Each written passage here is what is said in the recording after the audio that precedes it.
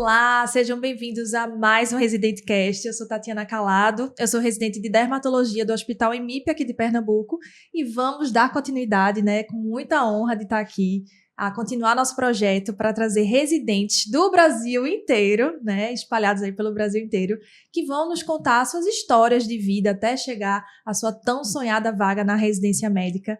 E eu tenho que dizer, gente, que hoje eu tenho uma pessoa aqui do meu lado que eu queria muito que ela viesse. Desde a primeira temporada, ela sabe que eu tô aperreando ela para ela vir o mais rápido possível, mas pela distância, né, a gente tinha essa dificuldade, mas conseguimos, né? Então seja muito bem-vinda, Letícia Salles, hoje com a gente. Letícia é residente de Oncologia Clínica do Hospital Sírio-Libanês. Muita honra, Letícia, de você estar aqui hoje com a gente. Tô muito feliz também, Tati. Faz um tempinho, né, que a gente tá tentando vencer aí os 3.000 quilômetros. Exatamente. Nada que férias não ajude bastante. Isso. Mas é isso, eu sou Letícia Salles, sou médica residente de Oncologia Clínica, sou médica residente do 2º ano de Oncologia Clínica do Sírio-Libanês. Eu sou formada na FPS, me formei em 2020, que foi onde eu conheci Tati como monitora de anatomia ali na época do Ronca, né? No primeiro período, viu? Desde o primeiro período a minha monitora. Exatamente. Bons tempos. Bons tempos. E fiz residência de clínica médica aqui em Recife, no Hospital Português, ali entre 2021 e 2023. Então, até um dia desse. Até um dia desse. Até ano passado. E ela foi passando por tudo, né? Isso, não. Eu fui emendando a vida. De uma vez só. E não parou mais. Não parei mais. E ainda tem um caminhozinho pela frente. Ainda tem um caminho pela frente. Lê, eu acho que você tinha que vir hoje aqui nesse momento para ter ainda mais o que contar dos desafios que você está, né, vivendo na sua especialidade tão sonhada na oncologia. Agora, voltando lá para aquela Letícia, quando estava na faculdade de medicina, que estava conhecendo esse mundo novo, que eu sei que era um grande sonho para você desde sempre. Como é que você tomou a decisão de que o seu caminho seria terminar a faculdade e já ir para uma residência médica? E como foi a escolha dessa especialidade, da oncologia? Que eu sei que é muito antiga essa história para você. Mas como é que foi esse encontro? Então, começando pela parte de decidir ir direto, né? Sim. Eu me formei numa época um pouco atípica, assim, acho que é uma coisa inimaginável para quem tá hoje em dia, que a gente se formou na pandemia. Então, o meu último ano de faculdade foi um ano bem incerto, a gente chegou a parar 1 mês e meio. Exato. Inclusive, eu nem tive enfermaria de clínica médica direito no internato, e eu decidi fazer clínica médica, né? Sim. E aí, isso foi bem complicado, e eu me lembro que na época era uma época de muita incerteza, e a única certeza que a gente podia ter era a residência médica, não tinha muito outras certezas, outros caminhos certos, de resto eram caminhos de plantão e de muita gravidade, dificuldade para quem é recém-formado, né? Então você encarar uma UTI Covid, às vezes assim, pacientes plantão, gravíssimos, né? No interior e com pouco apoio, enfim, era uma coisa que me assustava um pouco. Então, essa ideia de trabalhar um tempo, acho que nunca veio na minha cabeça, lógico que todas as facilidades envolvidas, né? De eu poder ter meus pais para me ajudarem, não precisar fazer um pé de meia para começar a residência, então tudo isso entra na conta. Mas mais ainda acho que não tem outra palavra, um medo de trabalhar sem supervisão, digamos assim, numa época de tanta gravidade, né? Exato. E aí, isso ficava na minha cabeça e meio que eu não via outro caminho fora fazer residência, assim. Lógico que se não tivesse passado, aí a gente se vira, né? A gente faz dos limões limonada, mas eu falei assim, não tem outra opção fora fazer residência, frente a tudo isso que a gente tá vivendo aqui e ir direto. Então, isso já estava assim, bem decidido quando eu vi ali de março para frente, a pandemia, o Covid, enfim, mudanças, incertezas, tudo. Sim. E teve outra especialidade que chegou perto de você? Ou sempre foi oncologia? Então, sempre foi oncologia. Quer dizer, eu entrei na faculdade, na verdade, pensando em fazer psiquiatria. Foi? Foi. E você não sabia? E eu falava, se psiquiatria fosse uma faculdade sozinha, eu fazia psiquiatria. Aquela coisa, né? Entrei na faculdade com 17 anos, você só tem certezas, não tem mais nada. Enfim. E eu falava, não, vou fazer psiquiatria e tal. E aí eu brinco com a minha mãe que eu conheci a minha primeira pessoa maluca, entendeu? Porque a gente acha que maluca é tipo eu, sabe? Minhas amigas, a gente é maluca, a gente é ansiosa, mas a gente não tem noção da demanda e da dificuldade que é você lidar com saúde mental, né? Exatamente. Então, na primeira vez eu falei, acho que isso não é pra mim, não. Aí eu fiquei meio, não sei o que eu vou fazer. Eu sabia que eu não ia ser cirurgiã, porque eu tenho 2 mãos esquerdas, sou incapaz, assim. Não recomendaria a ninguém, entendeu? Que eu fosse cirurgiã. E aí que aconteceu foi, na verdade, as pessoas acham muito que eu escolhi oncologia por causa da minha mãe, por causa de alguma influência da minha mãe. Claro que isso é indissociável, né, de quem eu sou. Minha é uma mãe referência oncologista. muito grande, né? Uma É, inspiração também para muitos profissionais. então, com certeza, isso é uma inspiração. É. E até no sentido mais prático da coisa, de você saber como é a rotina e você saber se você se enxerga naquela rotina a longo prazo. Que acho que às vezes é uma dificuldade, Você tem um né? modelo em casa, né? É tipo, eu quero ser cirurgiã vascular, eu quero ser dermato, mas eu não sei como é a vida daquela pessoa, tipo, a longo prazo, assim. Eu vou aguentar todo dia por 10, 20 anos, assim, é uma pergunta, né? Então eu sabia que a rotina combinava comigo e tal, mas ela nunca forçou muito a barra, ela nunca, tipo, meu sonho é que a minha filha siga, que a gente sabe que tem muito pai médico que é assim, né? Uhum. A gente vai fazer tudo junto, a gente vai ser sócio, não sei o quê. E ela foi bem, tipo assim, faça o que quiser e faça bem feito, Deixou sabe? você livre, né, pra escolher. Sempre, muito tranquila. E aí, o que acontece é que você sabe, na FPS a gente tem muita iniciação científica, né? PIBIC e tudo. E justamente nessa época eu tava com muita oportunidade de iniciação científica em oncologia. Inclusive, você fez residência, Sim. fez PIBIC Com sua mãe. na área de oncologia com a minha mãe. Maravilhosa. Ganhou um prêmio em Portugal e tudo. Foi, doutora E Jerema. aí, muita gente, eu acho, da nossa Maravilhosa. geração ali, né? Tipo, desses turma 2020, 21, 22, 19. Acho que essa galera, muita gente entrou em contato com oncologia através desses PIBICs. Assim, eu conheço muita gente que fez. E que entrou em contato, alguns de forma mais intensa. A sua mãe outros abriu menos. muitas portas. Com certeza. Né, pra muita gente. E aí, foi, na verdade, durante o PIBIC, durante a iniciação científica, fazendo coleta de dados e tudo, que eu comecei a conviver com oncologia e com os oncologistas. E uma coisa que eu achava muito legal é que eu nunca conheci ninguém, pelo menos lá no MIP, que fazia, essa pessoa gosta mais ou menos do que faz, assim. Eu via todo mundo muito brilho no olho, muito apaixonado né? mesmo por aquilo, e uma especialidade muito dinâmica, que você tem que entrar em contato com várias especialidades, você tem que estar num grande... É o que eu digo sempre para meus amigos, assim, né? Uma coisa boa e uma coisa ruim da oncologia é que ninguém termina a oncologia, aluga um consultório no Rio Mar Trade Center e vai fazer oncologia, entendeu? Você tem que estar num grande centro, você tem que ter como fazer o tratamento, você tem que estar em contato com cirurgião, radiologista, radiointervenção. Realmente uma equipe multi, né? Perto, você tem que ter muita coisa, assim, próxima, né? Sim. Uma coisa boa e uma coisa ruim, mas era uma coisa que eu achava muito legal, esse contato próximo com várias especialidades, assim. O fato de você ser multissistêmico, né? Você tá tratando o corpo inteiro e, de uma certa forma, daquilo que me atraiu na medicina em primeira parte, que é a saúde mental e que o cuidado, aquela sensação de uma pessoa que está mais fragilizada e como é que você vai, enfim, agir frente a isso, né? Exato. Então, isso me pegava muito e eu sempre gostei muito de estudar. E eu via que a oncologia era uma coisa que me prometia isso para o resto da vida, porque a oncologia de hoje não é a oncologia que eu comecei a aprender 1 ano atrás. E acho que poucas pessoas podem dizer isso sobre a especialidade que fazem, assim. Ela muda muito, né? De forma muito dinâmica. E isso é uma coisa, assim, que dificulta a especialidade, porque é muito pesado a rotina, principalmente extra-residência, de estudo, de demanda, enfim, tudo isso. Mas é uma coisa que sempre me encheu muito de esperança, assim. Tipo, hoje eu faço uma coisa, mas daqui a 10 anos eu vou poder fazer muito mais. Isso... Faço, caramba, de especialidade legal, sabe? Tipo, é a fronteira do conhecimento da medicina. É exatamente isso. E as coisas vão acontecendo de forma dinâmica. Então, eu comecei a entender várias coisas. Eu gosto de ambulatório, mas eu adoro ver paciente internado, enfermaria, aquela coisa mais dinâmica. Que, tipo, no paciente ambulatorial, às vezes as coisas demoram meses, anos, né? Pra você ver alguma coisa. E aí, na enfermaria, não. É um paciente que está internado em intercorrência, você resolve. Eu gosto dessa parte mais dinâmica de enfermaria, que na oncologia tem muito. Sim. E eu gosto muito de ambulatório, e querendo ou não, o ambulatório da oncologia é um ambulatório, por definição, mais resolutivo. Você tem um problema muito claro, que você vai lidar com aquilo. Agir, né? Não pode que ficar você esperando. precisa agir, você tem um paciente que volta para você várias vezes, né? Então, você tem uma relação com aquele paciente. Sim. Isso também, para mim, era super importante.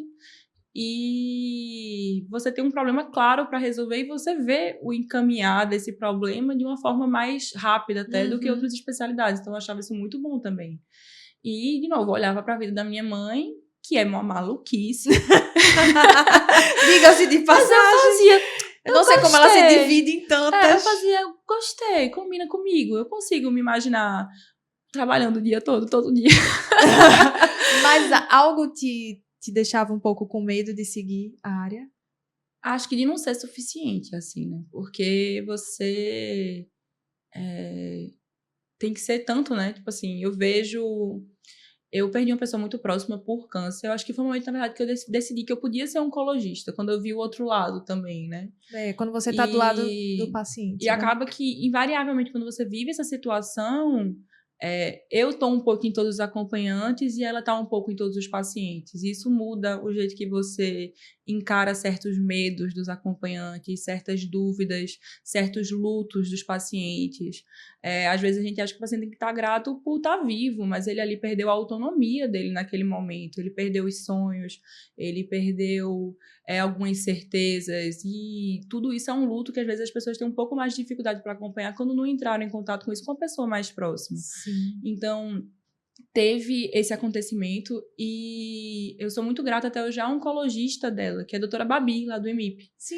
E aí eu ia com ela nas consultas, na questão da quimioterapia, de tudo. E eu vi o que era a doutora Babi pra gente, no sentido tanto das notícias boas e das coisas boas, dos momentos bons que a gente pôde viver por causa do tratamento, quando as coisas não foram do jeito que a gente esperava, o jeito que ela abordou. E eu nunca vou esquecer que quando ela faleceu, eu olhei pra doutora Babi e eu falei, muito obrigada. E eu falei, isso é uma coisa que acontece em pouquíssimas especialidades. Você tem uma relação a ponto de você ter um respeito pela pessoa, Sim. pela história daquela pessoa, que mesmo na falência, assim, do que você pode oferecer, da medicina em si, tem tanto daquela parte humana que o que resta é gratidão. Sim. E é o que eu vejo na maioria dos meus dias, assim. E é engraçado, que eu falo assim, eu faço oncologia. E a pessoa faz uma cara meio assim... É engraçado, meu namorado tem um avô que tem Alzheimer. E ele lembra que eu sou médica, ele lembra que eu sou namorado de Pedro. Sim. Mas ele não lembra que eu faço oncologia. E toda vez ele pergunta, ele faz... Difícil, né? Isso toda vez que a gente se encontra. gente. Difícil, complicado. Aí fica todo mundo, espero nunca ser sua paciente. Verdade. Mas se for mesmo. Mas se for, estamos aqui, né? Estamos aqui com... Mas é uma especialidade que as pessoas ainda têm muito preconceito, né? Tanto dentro da medicina quanto fora. Exato. E achar que é uma especialidade de gente fria, de gente mais assim, enfim.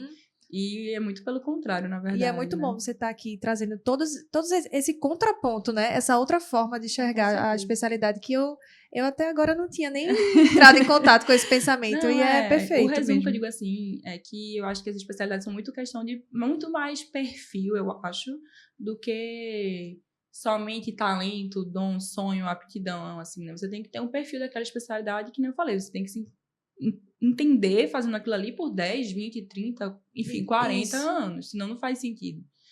Então, exemplo, eu fui diagnosticada com artrite psoriásica no internato. Se eu tivesse o sonho de ser cirurgiã, eu ia ter que entender que eu não ia ter o perfil mais de ser cirurgiã. Porque eu vou ter o quê? Uma crise e vou parar de operar? Não faz sentido pra mim. Sim. No cenário, enfim, da minha doença e como as coisas são. Sim. Então, são várias coisas que entram nessa cota, né? Eu nunca esqueço que quando eu tava no internato, rodízio de trauma, rodízio de UPA, eu sofria muito pra dar uma notícia de morte, assim, de um paciente que sofreu um acidente, sofreu uma violência, ou então sofreu algo súbito e a pessoa estava viva, morreu. Eu sofri imensamente, sofri em casa, sofri um tempão, e o pessoal ficava, como é que tu quer fazer oncologia? Eu falei, é diferente, eu conheço aquela pessoa, eu conheço aquela família. Pra mim, isso me consola. E a pessoa faz, mas se eu conhecesse, se eu gostasse da pessoa, eu ia sofrer muito mais. Eu falei, pra mim, o fato de que eu fiz mais me consola. Do que ser uma pessoa que eu nunca vi na vida, tipo, prazer, eu sou Letícia, sou médica, seu filho morreu, assim. Sim. Eu não consigo, mas é entender o seu perfil, entendeu? Entendi. Tem gente que não se interessa por ambulatório, consultório, ter essa relação longitudinal, ter que captar paciente, ter que ter paciência, que não. Assim, o oncologista é um médico que tem que estar disponível. Perfeito. Meu celular tem que estar fora do silencioso. Não dá pra botar no modo avião, né? Não dá pra dizer, liga pra fulano e vê se resolve. Meus pacientes têm que ter meu número. Então, você tem que ter isso. Você é que nem pediatra. Você tem que ter isso na sua cabeça, sabe? Você vai estar disponível o tempo inteiro para responder aquelas dúvidas, aquelas questões. Às vezes, nem todas são necessárias de ser respondidas imediato. Mas, para aquela pessoa, aquele problema é urgente. E se você não é uma pessoa que... Eu não queria que nenhum paciente tivesse meu telefone. Então deveria talvez fazer não vá para esse caminho, né? Perfeito. E Lei, como é que foi, então, essa escolha em relação, assim, escolhi fazer residência médica, vou estudar para residência médica, ver o internato, a gente sabe que iniciou aí a pandemia e toda a problemática que houve, né, na vida de todo mundo que viveu aquele período, né, de incerteza. Foi um rolê, né? Foi. Muito grande e difícil. Foi um rolê. E como é que você conseguiu, então, iniciar a tua preparação para a prova de residência médica, nesse contexto? Pois é, então, foi aquela fase de transição, na época eu fazia um curso que era presencial e mudou para online, então, enfim, readaptar. Por um tempo foi até mais fácil, porque a gente parou um tempo o internato e o que a gente tinha para fazer, pelo menos o que eu tinha para fazer, era assistir essas aulas de curso, não tinha outra coisa, né? Exato. Para você então, você gastar conseguiu o tempo, se distrair. Seguir, Então, né? foi um tempo que eu aproveitei e dei um boost grande em termos de estudo. Mas, durante o internato, assim, eu sempre priorizei viver o internato. Eu entendi que aquilo ali ia me dar as ferramentas principais que eu precisava para qualquer coisa, para prova de qualquer...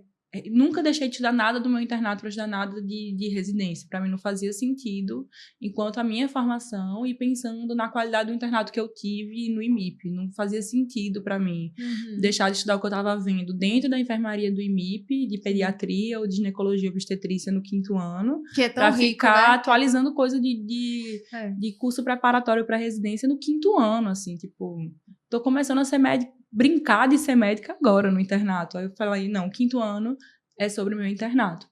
E o que eu fizer de preparatório para residência, tô fazendo alguma coisa. Então, é melhor do que não fazer nada. Então, Sim. eu tive um internato muito bom em pediatria, em ginecologia e obstetrícia, de muito estudo, de sedimentar muita coisa. E foram provas que eu fui muito bem nessa SPE.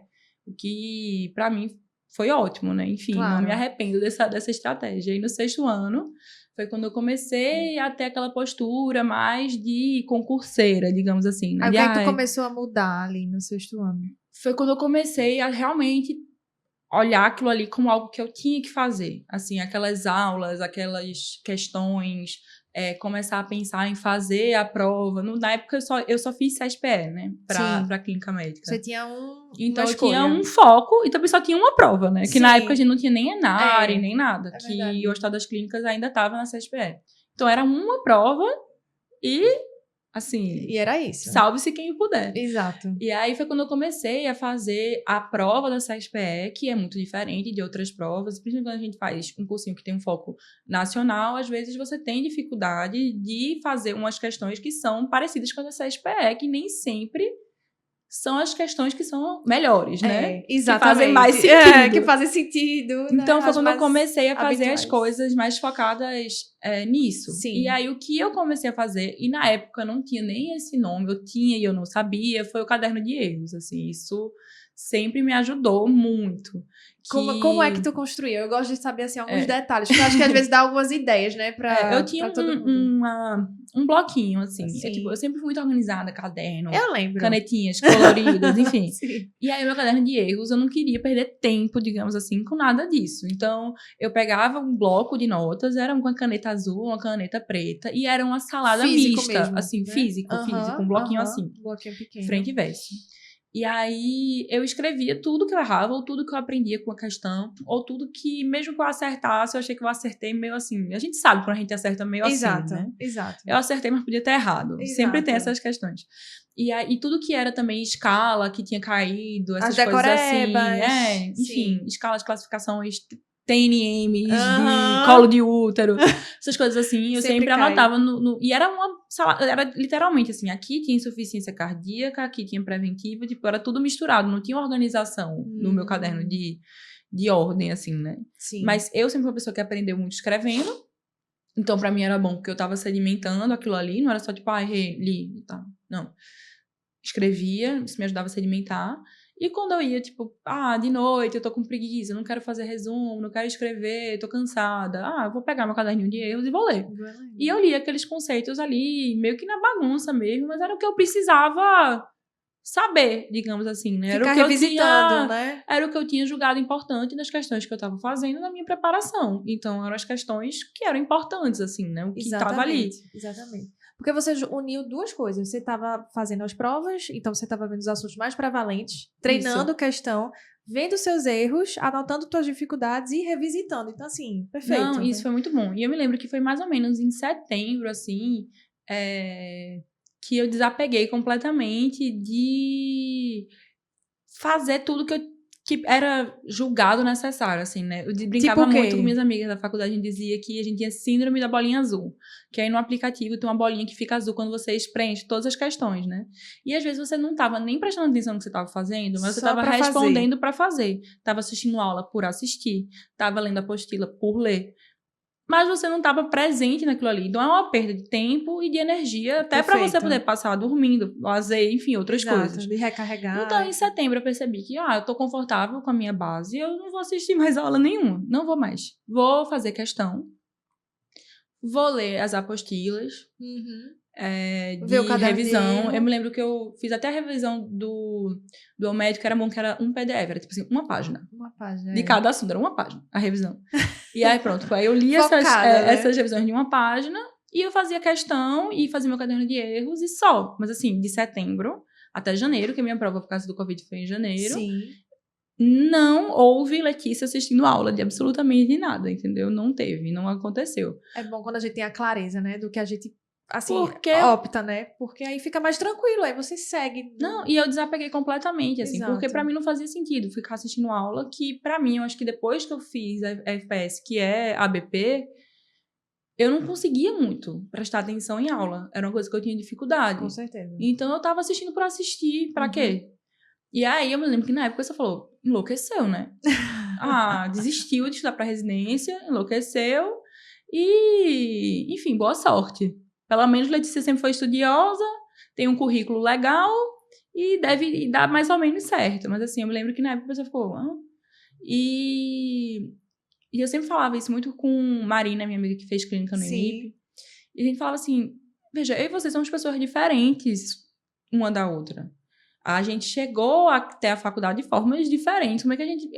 isso é verdade, eu não conheço 2 pessoas, ou 3, ou 4, que passaram para a residência e estudaram de forma igual. Às vezes, claro que vão existir semelhanças, né? A semelhança, na verdade, é só uma. Todo mundo estudou. Isso. Mas como é uma coisa muito diferente uma da outra. Então, acho que uma das coisas principais pra mim foi que eu nunca fiquei me comparando, assim, sabe? Fulano de tal vê todas as aulas, fulano de tal tem 85 milhões se martirizando porque de não resumos. Tá fazendo igual, Fulano né? de tal tem uma planilha de acertos e de erros. Tipo, gente, se eu fosse fazer isso, ia ser pra mim um sofrimento tão grande. Perder tempo pra mim fazendo isso, energia, enfim. Que eu fazendo as minhas questões, eu não esqueço nunca. Teve um rodízio do internato que na época a gente tava com poucas cirurgias por causa da pandemia. E aí a FPS colocou a gente pra rodar ortopedia. Eu passei um mês rodando ortopedia no Miguel Arraes. Não. Gente.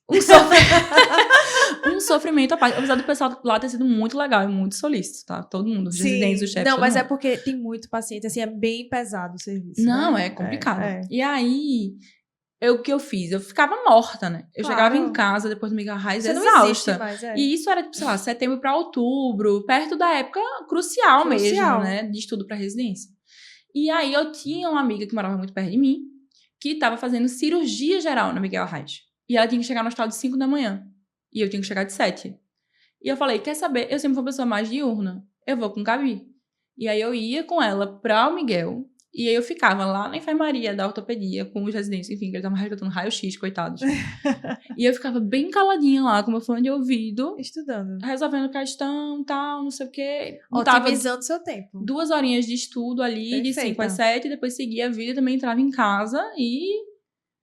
não queria conversa, não queria filme, não queria nada. Exato. Mas e aí eu é bom acho que você já iniciava o seu dia já fazendo aquilo que era o mais importante pra você, o primordial, que eram as suas questões, o seu estudo, sua revisão para a prova. E depois tocava o dia, né? Exatamente. Foi um mês, eu acho que virada de chave, assim, pra mim, pra passar na residência. Porque foi um mês que eu estudei praticamente todos os dias. E podia ter sido um mês que teria sido jogado fora, né? Exatamente. E de forma totalmente justificável. Porque a pessoa ir pro Miguel Arraes todo dia, ficar de 7 até 5, volta pra casa. Como é que você vai ter um estudo de qualidade depois disso? É difícil. Exato. Então, eu acho que isso foi um dos momentos que eu hoje em dia me parabenizo por ter feito isso no passado. Isso, né? Eu falei, graças a Deus. Exato. E depois foi realmente o estudo direcionado para para a prova. E quando foi chegando perto ali da prova, Então... você continuou na mesma pegada de questão, muito focada nisso, ou deu uma desacelerada? Basicamente, só questões, assim. Eu tinha o objetivo de acertar, eu via mais ou menos quando é que eu precisava tirar para passar em clínica nos lugares que eu queria, e eu tinha que acertar 75% de qualquer coisa que eu fizesse, independente. Então, eu era... psicopata, entre aspas, disso, entendeu? Era assim, eu o tempo todo resolvendo questão e buscando ali os 75. E aí, o que não era 75 enchia o caderno de erros, né? Eu tive uns 4 ou 5 cadernos de erros, assim. Mas só erra quem faz questão. E eu sempre acertei mais do que eu errei. Então, se eu tava errando muito, eu tava fazendo muita questão. Perfeito. E aí, era isso. E eu acho que também a outra coisa sempre primordial é se cercar de pessoas que têm o mesmo objetivo que você, né? Porque senão você fica perdido. E eu me formei. E aí, como eu falei, meio nervosa de trabalhar, pacientes graves e tudo.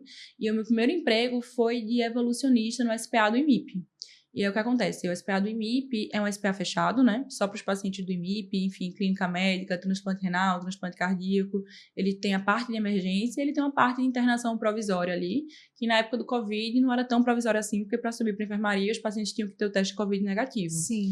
Então, eles ficavam lá alguns dias esperando o resultado do teste para poder subir para as enfermarias. Então, eu trabalhava como evolucionista, eu e mais 3 colegas, e sempre um residente de clínica médica rodando com a gente, e a gente tinha uma diária, que era o Dr. Jorge Carvalho, que era staff do MIP, hoje em dia é staff do português, é chefe da residência do português. Sim.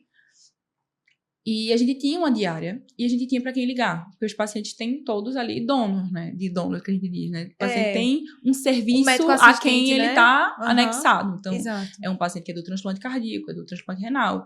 Então, eu digo que, apesar da gravidade dos pacientes, foi um lugar muito bom para começar, porque era um emprego ali todos os dias, assim, eram 4 dias na semana e um dia de final de semana. Muito tranquilo, eu tava com pessoas que eu gostava muito, eu tava no meu hospital escola, que é uma outra coisa super importante, né, de você já conhecer como funciona, sistema, enfim, com pacientes que tinham muito o que me ensinar e pessoas para me ensinar e para me dizer se eu tava fazendo coisas certas e erradas e para quem ligar. Eu acho que isso é muito importante para quem está no começo. Tentar o máximo possível ficar num lugar que tenha... Tem rede, né? Que você tem uma pessoa, talvez, uma referência. Um diarista, uma referência, uma pessoa para você ligar. Porque senão você faz as coisas, você não sabe se você está fazendo certo ou errado, entendeu? E você não aprende desse jeito. E aí, era um serviço muito bom, mas também, parando para pensar em quem estava querendo fazer prova de residência, meio assim, né? A pessoa ficava, tem certeza? Você vai trabalhar todo dia. Exato. Eu ia te perguntar isso, mas não tava atrapalhando, não. Não, que eu trabalhava, aprendia, participava das discussões ali da residente de clínica médica com o Jorge, então eu aprendia muito. E eu tava com Marina, que era minha melhor amiga da faculdade, uma das pessoas mais brilhantes que eu já conheci na minha vida, em todos os sentidos. E uma pessoa que tinha o mesmo objetivo que eu. Então a gente saía de lá e a gente estudava juntas. E ficava lá estudando, mas 50% estudando, 50% conversando, fotoca. E a gente chegou onde a gente queria. A gente foi juntas e a gente chegou onde a gente queria. E vocês passaram. Exatamente. Juntas. Passamos juntas. E com uma nota super parecida. Eu passei no português e no IMIP, porque quem faz clínica médica sabe que são residências muito parecidas. Muito irmãs, né? Praticamente. São residências irmãs. E foi muito feliz, assim. E é sempre bom você estar por perto com pessoas que têm o mesmo objetivo que você, porque isso facilita muito. E foi algo que eu sempre busquei, até. Pensando, assim, em escolha, né? Tipo, como é que você escolheu os hospitais? É porque o português, por exemplo. Enfim. Por exemplo. Eu sempre quis me cercar de pessoas mais inteligentes do que eu, entendeu? Porque eu acho que quando a gente é mais inteligente em um lugar, não tem o que você tá fazendo ali. Não tem. Você não vai aprender nada. Se você estiver num lugar que você é a pessoa mais brilhante de lá, não quero nunca ter essa sensação. E até hoje, não tive. E aí eu pensei, assim, quais são os hospitais de residência que eu quero verdadeiramente fazer? E aí eu separei alguns, assim, claro que até a gente é da FPS, acho que a gente conhece poucos hospitais, assim, como o IMIP é um hospital que supre muito as nossas necessidades em termos de rodízios. Às vezes a gente não conhece alguns rodízios, tipo, hoje em dia, por exemplo, eu sei de alguns outros serviços de clínica médica que são excelentes e que na época eu não conhecia. Então não foram opções para mim, porque eu também não estava querendo, assim, né, conhecer. em termos da minha residência, que para mim era uma coisa super séria, né? Meu futuro, uma coisa que você carrega muito mais o nome do que a faculdade. Hoje em dia, ninguém quer saber onde eu fiz faculdade, eu quero saber onde eu faço residência de oncologia. Exato. E fui pensando ali nos lugares, eu acho que eu coloquei 6 opções de clínica médica, que são muito mais opções, mas eu coloquei umas 6 opções. E o pessoal ficava, bota tudo. Eu falei, mas eu não vou entrar, eu não vou cursar, eu vou pegar uma vaga de uma pessoa pra depois não entrar, tipo, pra pessoa ficar no remanejamento. Não faz sentido pra mim, se eu não vou cursar aquela residência, se tá isso bem resolvido na minha cabeça. E eu busquei residência onde eu sabia que tinham mestres e não só chefes, né? Então, que tinham... E na clínica médica, graças a Deus, existem vários serviços que fecham esses quesitos, onde você tem realmente professores e não somente preceptores. Exatamente. Então, esse era o meu foco número 1. E eu queria um lugar onde eu tivesse bons residentes. E querendo ou não querendo, não dizendo que a prova de residência é o melhor termômetro de quem é bom e de quem não é. Mas quem passa bem numa residência concorrida e numa residência e com uma nota boa na prova de residência, não é ruim. Quem não passa, não é ruim, sabe? Mas quem passa é bom. Claro. Na grande maioria das vezes. Claro, isso que acaba sendo um filtro. Né, acaba também. sendo um filtro, de certa forma. Uhum. E quem passa ali, ou desenvolveu métodos, isso. Ou se esforçou, ou tem alguns, né? Inclusive, um R igual ao meu, Adrian, ele é naturalmente brilhante, assim. Eu acho que ele estudava, mas ele é um meio caótico. Eu imagino que o estudo dele deve ter sido caótico também, mas ele é, sabe aquelas pessoas que são simplesmente brilhante. Geniais? Ele é brilhante. E aí, acaba sendo um filtro, assim, né? Então eu falei, eu também não quero fazer qualquer residência, eu quero estar perto de pessoas que... Mas esse é um ponto muito interessante, que a gente até estava conversando, né, antes do podcast, que é você também saber o que você quer e direcionar a sua energia para isso. E assim, no momento que você quer escolher tal residência, você tem que trabalhar muito para isso. Não, e você tem que estar focado, e você tem que entender onde você está construindo a longo prazo. Eu entendo que... Esse é um jogo do longo prazo. Para a maioria das pessoas, residência médica por si só já é extraordinário, assim, lógico. Você está... construindo um caminho como especialista, você está abrindo portas e oportunidades para outras formas de trabalho dentro da medicina, mas aonde exatamente você quer ir? Aonde você quer chegar? Você quer fazer uma segunda residência em São Paulo? Você quer ser uma referência absoluta na sua área? Você quer um dia ser um presidente da sociedade pernambucana de não sei o quê? Uhum. É isso que você quer? Ou você quer, eu quero abrir meu consultório e dormir todo dia em paz, que eu faço o melhor que eu posso e pra mim tá bom. Ou eu quero ser preceptora de um grande serviço. Então, tipo, são objetivos diferentes de vida. Um não é melhor ou pior do que o outro. São só diferentes, mas você tem que traçar o seu caminho pensando onde você quer chegar. Eu quero muito um dia ser preceptora no IMIP. Então, você precisa focar sua energia em passar na residência do IMIP, ou no caso de clínica médica, você pode passar no português, porque são residências que têm staffs parecidos e você vai fazer um networking parecido. Mas você tem que pensar onde você está querendo chegar, onde é que você está querendo trabalhar, com quem você quer conversar, qual é o seu objetivo. Eu quero ser tutora da FPS, sabe? Você tem que pensar o que você está caminhando, onde é que você está querendo chegar. Lógico que pensando, levando em consideração outras coisas. Ninguém vai passar, assim, 3, 4, 5, 6 anos tentando residência só por preciosismo, digamos assim. Isso. Mas isso tem que ser levado em consideração. Você tem que pensar, né, com cuidado onde você quer fazer residência. E foi daí que surgiu a escolha pelo Hospital Português e realmente deu certo. E foi a minha primeira opção, né? E na época não era tão convencional. Assim, hoje em dia, o português é a primeira opção de clínica médica na CESPE. Sim. O HC tá fora, né? Tá no Enare. No ano depois do meu já começou a ser provas de residência separadas, mas na época era a mesma prova de residência. O HC eram 8 vagas, eu fui 8º lugar e não coloquei o HC, coloquei o português. Ficava todo mundo. De novo, não entendi nada. E eu ficava, gente, eu acho que pra mim vai ser melhor, porque eu vou fazer depois uma subespecialidade que exige de mim ser muito boa médica internista. Preciso saber tratar o paciente internado. E eu sentia, e pelo que eu conversava com as pessoas, é muito importante você conversar com os egressos, né, das residências para você saber como é que é aquela rotina, que o HCL era muito rico e muito forte em medicina ambulatorial, principalmente. Lógico que na enfermaria também.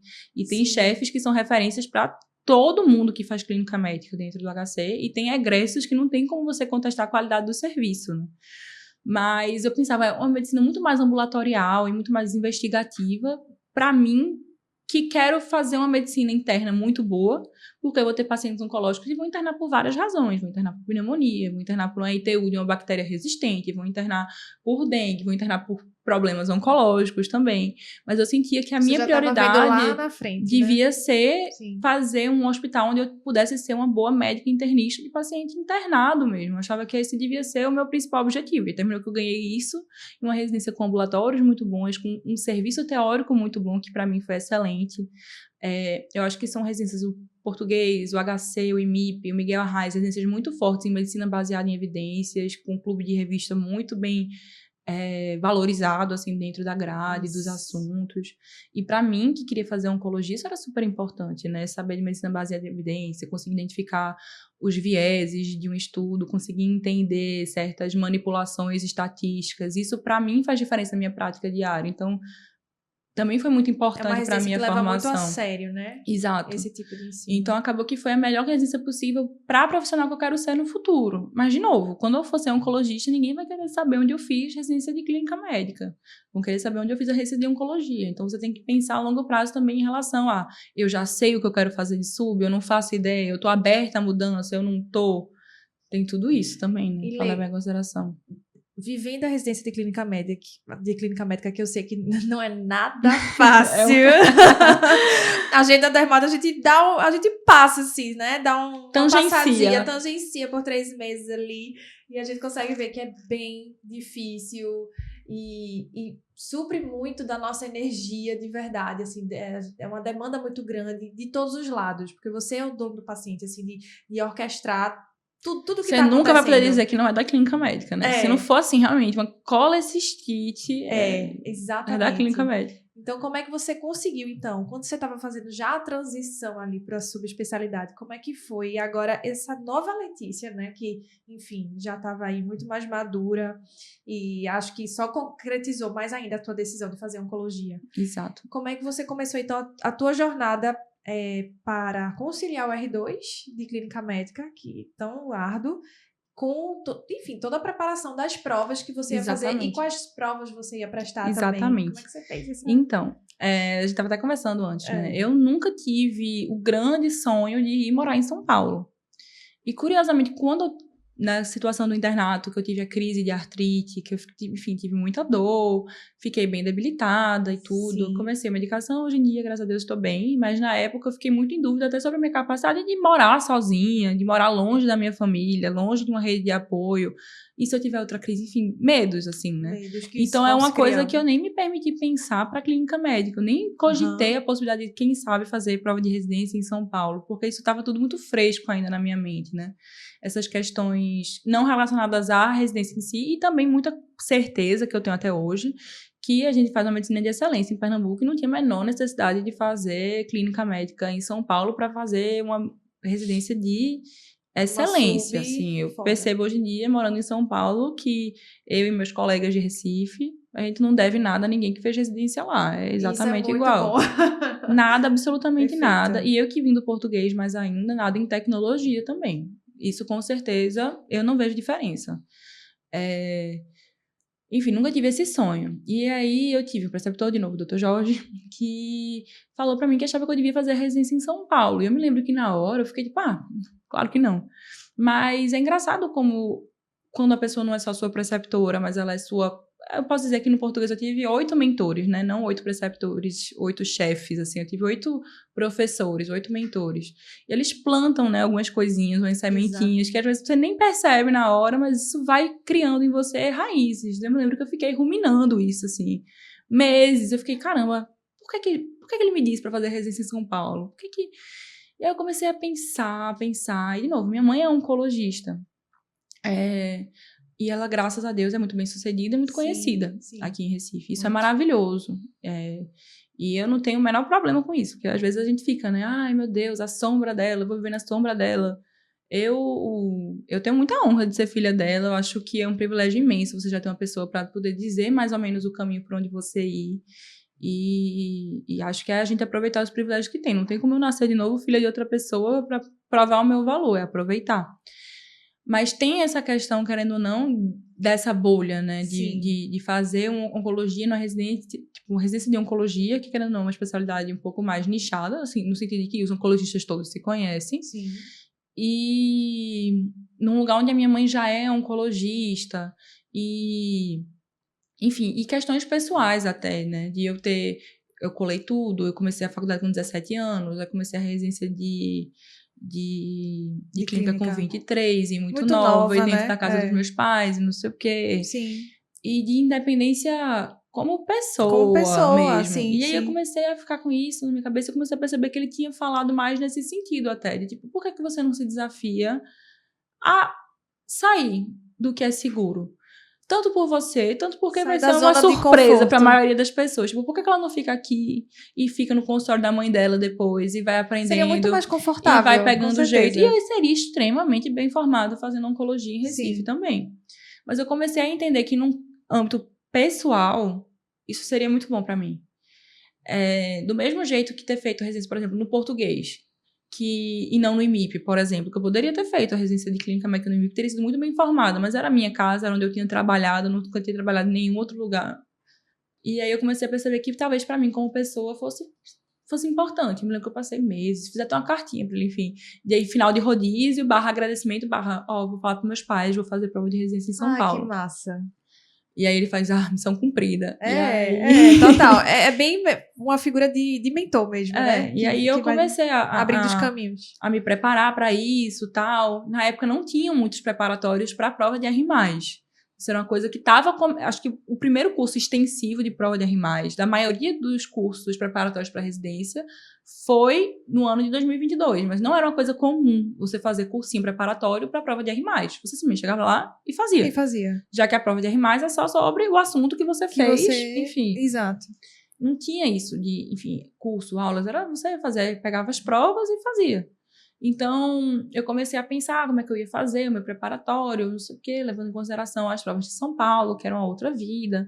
E super inocente, tá? Não sabia de nada. Porque, além de tudo, como eu colei tudo, eu sempre fui muito primeira de roda, digamos assim. A primeira amiga a se formar, a primeira amiga a fazer prova de residência. Então, hoje em dia, eu consigo ajudar meus amigos, mas eu não tinha ninguém para me ajudar muito. Porque, embora meus pais sejam médicos, a prova de residência deles já faz um pequeno tempo, né? Então, eu não tinha um amigo residente na minha frente para me ajudar. Ninguém morando em São Paulo para me ajudar, sabe? Não tinha isso. E aí eu comecei a pensar quais eram as provas, tipo, fui perguntando, né? Isso é o bom para os oncologistas que eu conhecia. Quais são as provas boas de fazer? Quais são os hospitais legais de oncologia e tal? E aí eu escolhi as provas que eu ia fazer. Eu fiz a prova daqui da CSPE. Minha primeira opção foi o IMIP. E aí eu fiz as provas da USP São Paulo, fiz do Einstein, fiz do Sírio. Sim. E eu ia fazer o SUS São Paulo para prestar o AC Camargo e a Beneficência Portuguesa, mas eu perdi a prova no trânsito. Então essa prova eu não fiz do SUS São Paulo, mas assim, meu Deus. Em minha defesa, meio que sabia já que eu tinha passado no Sírio. Aí Entendi. Também eu não queria tanto fazer assim a prova. Tava indo... Porque o Sírio era a minha primeira opção. Era a primeira opção, entendi. Porque o Sírio era a minha primeira opção, então eu tava assim, sabe, se eu fizer, tudo bem. E não foi uma viagem para São Paulo perdida, porque foi na mesma época da entrevista do Sírio. Entendi. Então eu já tinha que estar em São Paulo de qualquer forma. E aí... Mas eu não fiz a prova do SUS São Paulo, porque eu perdi no trânsito. Inclusive, se vocês forem fazer a prova do SUS São Paulo, é muita gente fazendo a prova. Eu recomendaria vocês irem de metrô ou de táxi, que pega a faixa azul, tá? Dica. Fica a dica para todos. Não pegaria Uber pra fazer a SUS São Paulo, que às vezes vocês perdem a prova, assim que nem eu. Então tenha cuidado na hora de ir pra prova. É ideal. Exato. E aí você então escolheu as bancas que eu fazer em São Paulo, aqui. Isso. E ficou nessa de fazer questões das provas. Exatamente. Curiosamente, assim, eu me inscrevi num curso preparatório. Esse curso preparatório tinha aulas, mas eu nunca assisti nenhuma aula do curso preparatório. E quando eu falo isso, as pessoas ficam, como é que pode? Eu não sei a cara dos professores do curso preparatório, não sei. Eu gostava muito da apostila, lia a apostila, fazia resumo da apostila, tirava foto, imprimia, colava no meu caderninho era super bonitinho. Chegou a fazer um caderno de erros também? E fiz milhares de... O caderno de erros foi o que me fez passar na residência. E aí eu fazia os resumos, só que eu sempre disse a característica, meus resumos são perfeitos. Eu nunca mais olho pra eles de novo, é porque eu aprendo fazendo, mas assim, eu não vou ficar estudando pelos meus resumos e tal. Sim. Mas quem pegar é o caderno mais lindo do mundo, só que jamais é aberto de novo por mim pra estudar. E aí, enfim, caderno de erros, e fazendo questão e tudo. E aí, quando foi chegando o final, assim, da residência, que você vai ficando mais sobrecarregado, vão chegando outras questões, também trabalhando por fora, enfim, outras coisas várias, né? Que vai ficando mais difícil de você estudar pro R+, e também muito confiante na residência que eu tinha feito, que foi uma residência muito boa, com uma base teórica muito boa, me sentia muito preparada para, enfim, qualquer coisa, foi uma residência excelente. E eu comecei a fazer, tipo assim, vou fazer as questões primeiro. E aí, se eu acertar menos que 80%, porque a prova de R+, é um pouquinho mais, né? A nota geralmente é um pouquinho maior. Sim. Menos que 80%, aí eu leio a apostila. Se não, eu fico aqui no meu caderninho de erros, fazendo simulados, tal, não sei o quê. E foi uma das minhas formas de otimizar. Porque eu pensei, bom, eu preciso tirar 80, pelo menos, para poder passar onde eu quiser. Então, vamos no 80 aqui que vai dando certo. E aí foi como eu consegui ir cortando algumas apostilas, algumas coisas. E repetição ao extremo, né? Realmente você fazer várias vezes todas as provas. Eu deixei, né?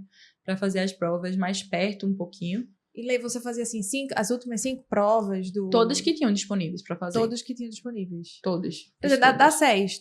Todas que tinham disponíveis. Dá 6, todas que eu consegui achar na UPNet. Acho que eu me lembro que eu imprimi pra mim, pros meus R iguais, acho que eu imprimi tipo 2010 pra frente. Coisas assim, desatualizadas, mas eu fiz todas. Todas que tinham pra fazer. Todas possíveis. Eu fiz. Todas. Se tinha prova de R+, eu tava fazendo. Perfeito. Fiz todas as provas e fui vendo o perfil, assim. Curiosamente não, né? Porque faz sentido. A prova que eu sempre ia melhor era a prova do Círio. Realmente era a prova que eu sempre ia melhor. É uma prova bem feita. A do Círio e a do Einstein. Eu acho as duas provas extremamente bem feitas. Sim. E tu já tinha um pezinho querendo entrar no Círio? Sabe? Até aquela torcida de que... Então, eu fiz... as minhas residências em hospital particular, né? Uma coisa que às vezes as pessoas perguntam, tipo, por que isso, né? De ter feito no português, de ter feito no Círio e tal. Eu acho que é uma outra pegada, um outro olhar que a gente não tem durante a graduação, realmente, uma outra perspectiva de cuidado. E você consegue entrar em acesso de forma não teórica a várias tecnologias que são mais novas, assim, né? Não só no termo de parte de diagnóstico, mas na parte de tratamento também, que eu acho às vezes que é mais fácil, posso estar errada, você fazer um downstaging do que um upstaging depois, sabe? Sim. Você querer aprender tudo que nunca viu, é mais fácil do que você encaixar o seu conhecimento de tudo numa realidade que tem menos coisa. Então, menos recursos, né? Isso. Sim. E desde muito cedo na residência de clínica eu vi que essa questão de autonomia e tudo não é um problema, assim, porque as pessoas às vezes querem fazer as coisas, acham que a autonomia é você fazer as coisas sozinho. E não é isso. Autonomia é você ter a liberdade de tomar uma decisão embasada, ter liberdade para fazer isso e ter quem olhe depois. Isso é residência médica. Se você está fazendo um procedimento completamente só, isso não deveria estar na residência médica, Não né? deveria estar presente na residência médica. Você tem que ter um preceptor do seu lado para dizer se está certo ou errado. Isso eu posso dizer que eu tive minha residência toda. O lado bom do português também, e do Círio da mesma forma, é que a gente roda, tipo assim, meu rodízio não era enfermaria feminina. Era doutor Jorge, doutor Marcos, doutor Flávio. Você segue um Então a gente preceptor. passava um mês inteiro com aquele preceptor, então a E gente os pacientes conhecia dele. aqueles pacientes dele. Uma coisa que eu acho muito legal, tanto no Círio quanto no português, acho que de hospitais particulares como um todo, que agora a gente tem outras residências aqui em Pernambuco também, é você conseguir ver o seu preceptor sendo médico assistente, que eu acho que é uma coisa que às vezes a gente vê pouco, até durante a graduação. Como é que essa pessoa dá uma notícia ruim, como é que essa pessoa às vezes faz uma anamnese, faz um interrogatório sintomatológico, como é que essa pessoa medica. Às vezes a gente vê eles fazendo a régua de como a gente é médico, né? A gente passa um caso, a gente avalia um paciente, a gente conta e ele debate as condutas, examina uma ou outra coisa pontual ali durante a enfermaria, mas é difícil você ver ele construir uma relação médico-paciente. Como é que ele é quando ele vai contar para uma família que o paciente vai ter que ser entubado? Geralmente é você que conta e alguém lhe ajuda? Algumas residências sim, a maioria não. Mas eu aprendi muito observando meus chefes sendo médicos e aprendo muito no Círio, vendo as relações médico-paciente dos meus chefes com os pacientes. E eu acho que isso é uma vantagem de você fazer residência particular. Se eu nunca quis grande autonomia mesmo, não, no sentido de fazer as coisas sozinha. Eu vou começar com a antibiótico que eu quiser. Não quero isso. Nunca quis na residência. Eu quero que alguém veja o que eu tô fazendo, assim. Eu quero... teve intercorrência, eu fiz isso. E aí, é isso, não é? aconteceu alguma coisa, saiu um antibiograma, vamos dar um antibiótico. E com o tempo você vai pegando intimidade com os chefes e eles, confiança em você. Para certas coisas você não precisa mandar mensagem imediatamente. Você espera a visita e você vai começando a entender aquilo ali. E você vai progressivamente, como deve ser, Sim. tendo mais autonomia e tendo mais liberdade de prescrever as coisas, porque as pessoas vão criando confiança em você e você também vai ficando mais sabido, né? Com o passar do tempo da residência, o objetivo é esse. Então, é muito tranquilo nesse sentido, assim, porque eu acho que as pessoas também acham que, tipo, eu tenho que poder fazer tudo, eu não vou poder decidir qual é o antibiótico, mas, tipo, talvez você não deveria estar decidindo qual é o antibiótico nesse de forma momento, sozinha, entendeu? Sim. Talvez você possa ler qual é o antibiótico, estudar qual é o antibiótico e falar numa visita, eu acho que a gente deveria escalonar para ertapenem por causa disso, disso e disso. E o seu chefe lhe responde e assim vai. Isso é a autonomia de um residente, ou de como eu idealizo como deve ser uma residência médica, entendeu? É um preceptor presente, uma pessoa que eu consigo pensar em poucos momentos onde eu tive desassistida. Eu me lembro que uma coisa que me pegava muito é que, principalmente na época do Covid, no português a gente teve muito paciente de Covid, muito paciente, muito. Era um hospital que tinha UTIs voltadas só para isso, né? E a gente saía muito tarde, porque o que acontece? A gente vivia a rotina do chefe. Então a gente chegava de manhã, via os pacientes, passava a visita, fazia um ambulatório. E nessa época de Covid, com pacientes muito graves, não era incomum, depois do ambulatório, a gente voltar e passar a visita de novo. Então, muitas vezes a gente saía de umas 8h30, 9 da noite, o que é um ponto comum em residências. Mas eu saía junto do meu chefe.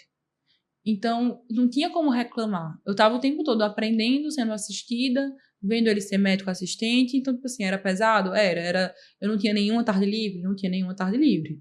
Mas eu passava o tempo todo com o meu preceptor. Quantas pessoas podem dizer isso, né, da residência onde elas estão? Então, isso é uma coisa que eu levei em consideração, que quando alguém me pergunta sobre a residência do português, eu levo como um ponto forte da residência, e vão existir pontos fracos, mas aí eu não vou falar, né? E sempre vão existir os pontos fracos. Sempre vão existir os pontos fracos. E a maior dificuldade, eu acho, durante a época da residência de clínica era justamente conciliar os rodízios e as provas. Como eu escolhi fazer várias provas em São Paulo, e a maioria das provas com segunda fase, e graças a Deus eu passei para a segunda fase de todas as provas que eu fiz, eu viajei bastante para São Paulo. E eu tenho medo de avião, mas assim, nada que uma ajudinha de uma oração, uma meditação e uma pequena ajuda medicamentosa não me leve pra ir e voltar quando eu preciso, até hoje, né, que eu tô morando em São Paulo até hoje. Exatamente, que já é sua realidade. E como foi, Lê, fazer essas tantas provas de São Paulo, assim? Conta aí pra gente. Foi desafiador, um pouco solitário, um pouquinho diferente, né? É um clima diferente. Tu chegou aí sozinha a fazer as provas ou alguém te acompanhava? A maioria das provas eu ia sozinha. Nas provas da USP São Paulo, aí eu tive outros 2 colegas da minha residência que foram, inclusive tem um amigo que tá fazendo residência lá na Unifesp, Saulinho, tá fazendo reumato. Ai, que massa. O melhor de nós 8. E nesses momentos eu tinha companhia, mas na maioria das vezes eu ficava sozinha mesmo. E aí só teve uma prova que foi legal, que foi a prova do Sírio, justamente. Que o Sírio não faz prova só em São Paulo. Eles fazem a prova deles em várias capitais.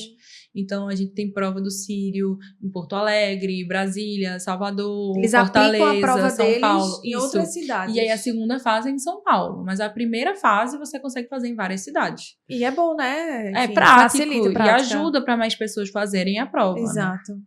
E aí, eu me lembro que eu fui fazer a prova do Sírio e eu me inscrevi para fazer a prova em Fortaleza, porque eu tenho família em Fortaleza, então ia ser melhor, e eu não tenho nenhuma família em São Paulo, pagava hotel, enfim. É um custo e investimento muito alto. Eu me lembro que isso me deixava bem nervosa até, porque fazia, nossa, meus pais estão investindo pesado em mim. Eu não tinha como um salário de residente. E o que eu ganhava por fora tá bancando 5 provas, 4 provas em São Paulo, com estadia vezes 2, com, enfim... Foi um grande investimento fazer essas provas lá. Então, isso é algo a ser levado em consideração também quando você escolhe fazer prova em São Paulo. Não é barato, é caro fazer essas provas lá. E aí tinha essa coisa toda, tipo assim, eu preciso fazer esse investimento valer a pena, né? E aí o do Sírio, pelo menos, era um investimento um pouquinho menor. E era a prova que eu tava até mais ansiosa pra fazer, porque era uma residência que eu queria muito passar. Era uma residência que eu me enxergava muito fazendo. E era mais concorrida, era, sei lá, 1 para 27. Só que assim, quando a gente fala 1 para 27, pra quem faz dermato, é pouca coisa. Só que a gente pensa que é 1 para 27 médicos clínicos. Aí você fala assim, não é qualquer pessoa. Todo mundo aqui já passou pela residência, já se formou clínico, é uma outra pegada de de cabeça. De As pessoas sabem fazer provas, então Exato. não seriam clínicos, Exato. entendeu? Já são pessoas diferenciadas. Já são pessoas né? mais selecionadas. Aquele negócio do funil, que eu falei, né? O funil Vai afunilando, vai cada afunilando vez mesmo. mais. E aí, então, era um pra Desafiador. 27 e tal. E aí, eu fui fazer a prova em Fortaleza, com a minha família. E foi a melhor coisa que eu fiz. Eu sempre fui muito tranquila pra prova. Se não, Tanto ficava que- ansiosa. Não, quando eu fui pensar no que eu ia falar aqui, meus amigos ficavam, não sei como é que vai ser. Porque tu nunca se aperreia pra prova e tal. E eu faço, é porque eu não sei como. Mas eu acho que desde a época do vestibular, que meu maior trunfo sempre foi esse. Ser muito tranquila de prova e o caderno de erros também, claro. Mas muito tranquila de prova. Eu sempre fui pra prova pensando que não era no dia anterior ou nos dias anteriores da prova que eu ia fazer ou perder. Prova nenhuma. Então, era realmente você tentar tirar um pouco a pressão. Lógico que existe a pressão, existe muita Sim. expectativa envolvida em cada prova, tanto de investimento pessoal, quanto financeiro, quanto de sonhos, quanto de objetivos, quanto de expectativas alheias. Querendo ou não, assim, num white people problem imenso, como eu tive a sorte, o prazer, o privilégio de passar direto na faculdade, passar direto no R1 de clínica, eu sentia que as pessoas ao meu redor esperavam muito que eu passasse também no R+. Tinha essa expectativa. E eu ficava, né? quem eu vou ser se eu não sou as pessoas que eles esperam que eu seja? Se eu não passar, E como é que isso não te perturbava? será que meu valor é menor? É. Isso me perturbava, mas na hora da prova eu fazia agora Calma, meu momento. Foco. E aí Sim. eu me lembro que, enfim, fui fazer a prova do Sírio, foi em Fortaleza, tava com a minha família. Aí a prova foi numa segunda-feira, e aí no sábado eu fui pra praia, a gente comeu caranguejo, né? Aproveitando, e aí, no relaxando. outro dia teve um jogo do Brasil, que tava na Copa, né, em 2022. Sim. E aí teve um jogo do Brasil, acho que o Brasil até perdeu nesse dia. E aí Sim. depois, não tava tendo aqueles shows depois do jogo Sim. da Copa, enfim. Isso. O povo celebrando, né, depois da pandemia, qualquer coisa era motivo Qualquer pra coisa festa. era motivo, Até quando o Brasil perdia. E aí meu primo, que é anestesista lá em Fortaleza, e a esposa dele, que também é anestesista, viraram pra mim e falaram, vamos pro show do Zé Vaqueiro, que vai ter aqui depois do jogo. E eu falei, não tenho nada melhor pra fazer. As opções eram ficar em casa pensando na prova no dia seguinte, ou eu podia ir pro show do Zé Vaqueiro, entendeu? Ficar em paz e tal, me divertir e tudo. E aí eu fui pra esse show, foi ótimo. Calma, pra parar depois. A prova era no dia seguinte. Tipo assim, no dia seguinte. No outro dia. Mas a festa também não era tarde, porque Sim. assim, foi pós-jogo do Brasil, então era, sei lá, umas 5 horas. 5 horas da tarde. E aí eu fui pra esse negócio do Zé Vaqueiro. E aí, como tudo acontece comigo, um paciente, veja, estamos no paciente. Uma criatura humana. Sim. Teve uma morte súbita na minha frente. Meu Deus. E aí, do céu, no meio do reanima, show. não sei o quê. E na hora, meu primo, que é anestésio, e a amiga dele, que é cardio, estavam pegando um drink, não sei onde. Eu só pensando, meu Deus, eu sou clínica, alguém me salva daqui. Só que a sorte é que a gente tava bem atrás, assim, porque a gente não tava na vibe, tipo, enfim, tava Sim. na vibe pra ouvir uma música e tal, um rolê Vamos tranquilo. ficar tranquilo, A gente tava bem pertinho da área médica, enfim, mas esse paciente até foi chocado, tava em TV e voltou. Meu voltou. Deus. Aconteceu isso no dia antes da minha prova do Sírio. E Você ainda salvou voltei. vidas. Aí eu não ia beber nada. Depois dessa eu falei, eu vou tomar uma pequena cerveja pra minha pressão baixar. Pra eu aqui, voltar pro meu corpo. Pra eu lembrar que aqui tá tudo bem, entendeu? Eu falei, nossa senhora, a prova prática chegou cedo. Aí, enfim, fui pra casa e tem um vídeo muito bom você vai querer cantar aquela música Letícia, Sim. não sei o quê. E eu tô dançando e rindo e tal, não sei o quê. E eu me lembro que depois eu encontrei esse vídeo de novo naquelas coisas tipo assim, há um ano. E eu pensei, eu olhei e falei, é por isso que sempre deu certo. Porque é a paz, eu acho, de espírito que vem de eu fiz tudo o que eu podia. E tá tudo bem. Assim, lógico que a gente tem momentos de crise, né? Que a gente é síndrome do impostor. Eu não sou o suficiente. As pessoas esperam de mim mais do que eu sou capaz de entregar. Será que eu sou capaz de Eu chegar só tenho nesse valor lugar? porque eu sou isso que as pessoas esperam de mim. Exato. E se der errado, eu não tenho valor nenhum. Isso acontece muito. E com o concurso, esse valor é posto à prova e é dado um número, né? Então, é muito pesado isso. E só que existiam alguns momentos que eu me lembrava que a minha vida é muito mais do que só aquilo, né? De você ter outras coisas, e você relaxar, e você descansar e tudo. E foi ótimo. A gente voltou pra casa, tomou um banho. Eu me lembro que a gente até abriu as questões pra dar uma olhada de novo. E aí ficou o meu primo e a esposa dele, que são anestesistas, tentando responder. Erraram um monte de coisa, acertaram outras, faziam a maior festa. Então, tipo, foi super divertido. E aí, no outro dia, meu tio foi me levar na prova. E meu pai sempre mudou uma música pra mim. Toda a prova que eu fiz, vestibular, enfim, que é uma música que tocava muito lá em Fortaleza, no Ceará, quando ele ia fazer vestibular. Que é uma música, tipo, é marcha do vestibular, de Pinduca.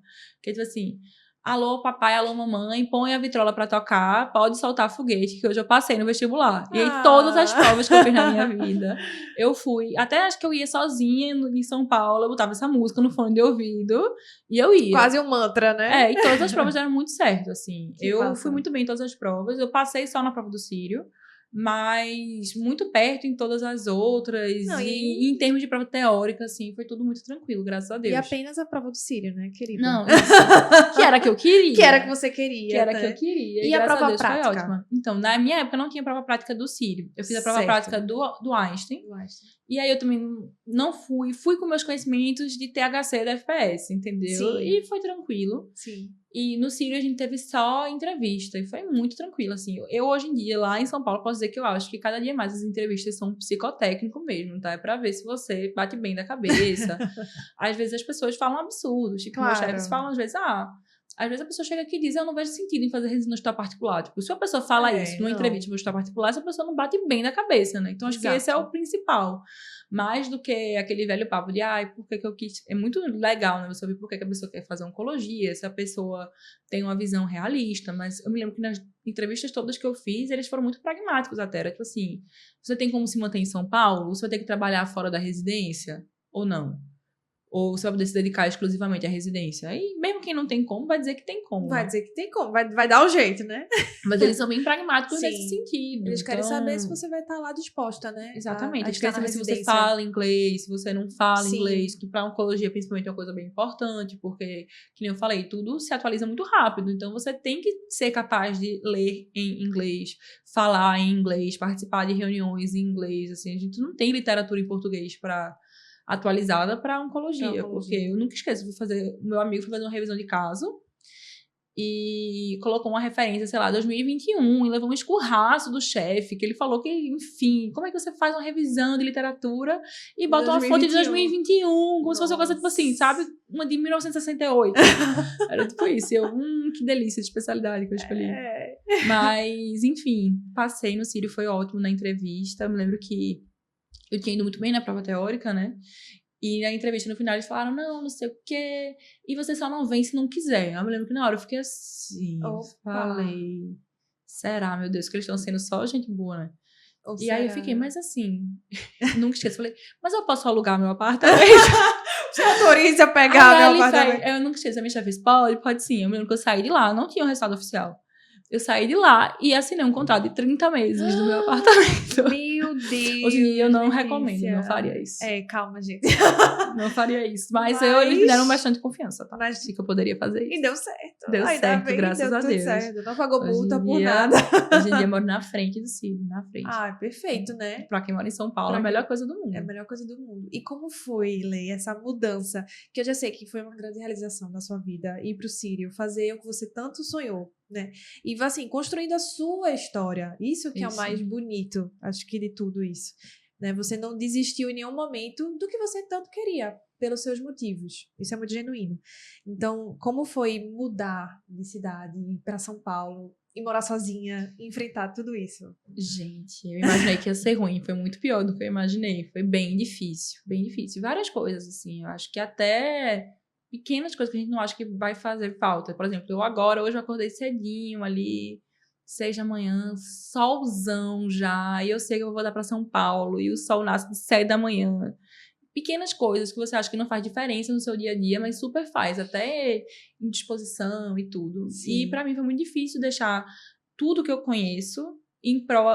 É uma coisa que eu pensava muito, assim, parece que eu tô pausando a minha vida. Parece que eu pausei Letícia filha, Letícia amiga, Letícia namorada, Letícia que se exercita, Letícia que tem hobbies, e agora eu sou só Letícia médica residente, porque em São Paulo, até você começar a construir os seus laços, as suas relações, até você conhecer as coisas, você só tem aquilo, né? Você não tem mais nada.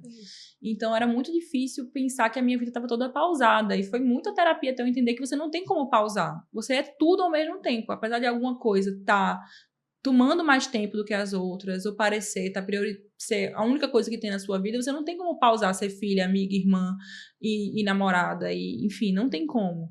E foi um desafio à parte deixar tudo, até porque eu me mudei para São Paulo, eu tinha um mês de namoro. Então eu comecei a paquerar com o namorado Eu tava fazendo todas as Caramba, provas. 1 mês de namoro. Gente do Eu tava fazendo as céu. provas, assim, era aquele fantasma de São Paulo na nossa cabeça. E Ainda- a gente chegou à conclusão de que, assim, tinha muito mais chance de dar errado do que o namoro convencional. Meu namorado mora aqui, não é médico, é arquiteto, e mora aqui em Então, Recife. distância, Então a gente namora diferenças à de distância vida. e numa vida que é super corrida, né? Muito. R1 é complicado. Lá em São Paulo, a residência de oncologia, a gente tende a chegar no hospital às 7 da manhã.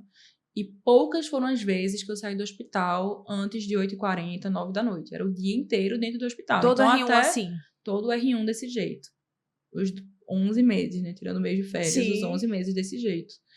E até você conseguir construir as relações, assim, até porque eu entrei na residência de modo particular. Eu faço residência com 2 irmãos gêmeos idênticos, Teus R iguais. meus R iguais, João Henrique e João Felipe, idênticos, mas hoje em dia eu acho eles diferentes. Passaram idênticos, juntos, são juntos, irmãos. com a mesma Gêmeos, nota. com a mesma E Ana Zélia, que namora com um deles. E já namora de antes dessa residência. Ou seja, você entrou no núcleo familiar. Então, eles já se conheciam, eles já eram enturmados. Claro. E, assim, graças a Deus, eu nunca me senti muito excluída, mas era diferente, assim, porque eles tinham um ao outro pra Sim, pra se contar. voltar. E no começo você fica meio, eu não quero ser a reclamona, a chorona, a que tá com saudade de casa, a que é frágil. Isso é muito único mesmo. Então, mas logo depois eu entendi que isso era muito precioso também, porque eles são uma família e eu não sei se de forma compulsória ou voluntária eu entrei na família Você também. entrou na família deles. Mas era muito solitário no começo. E aí eu ficava Imagino. pensando que ia ser pior ir namorando, porque eu ia ficar com saudade dele também, mas terminou que foi a melhor coisa que eu fiz. Porque quando você tá com uma pessoa que entende o seu propósito, e de novo, se cercar de pessoas que têm o mesmo objetivo de vida que você, isso em todos os sentidos de profissão e não profissão, o que ele sempre quis pra mim era o melhor pra mim em todos os sentidos da vida. Então, que eu fosse a melhor profissional possível. E eu percebo que ele gosta mais de mim porque eu sou uma pessoa que tem ambição, que tem sonhos, que vai atrás, que realiza.